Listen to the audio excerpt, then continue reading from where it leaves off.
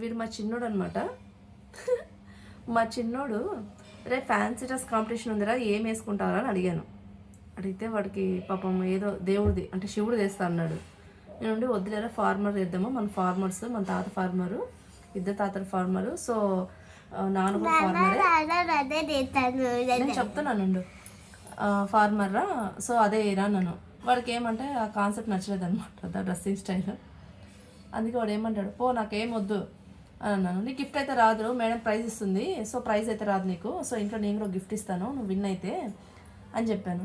అంటే నాకేం వద్దు అన్నాడు. మరి ఎందుకు రా ఏం వద్దుకోకుంటామంటే ఖుషికి వస్తుంది కదా, ఖుషికి తీసుకుని ఆడుకుంటాను ప్రైజ్ వచ్చినప్పుడు అంట.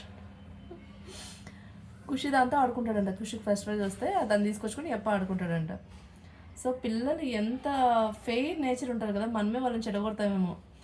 ఫస్ట్ ప్రైజ్ ఇది అలా రావాలి ఇలా రావాలి వాళ్ళపైన ప్రెజర్ చేసి వాళ్ళలో ఉండే చైల్డ్హుడ్ని మిస్ చేస్తున్నామేమో అనిపిస్తుంది. ఎంత ఫెయిర్ చూడవాడు. ఆ ఖుషికి వస్తుంది కదా, ఖుషికి వస్తే దాన్ని తీసుకుని ఆడుకుంటాడంట. హౌ క్యూట్ వర్డ్స్ రా.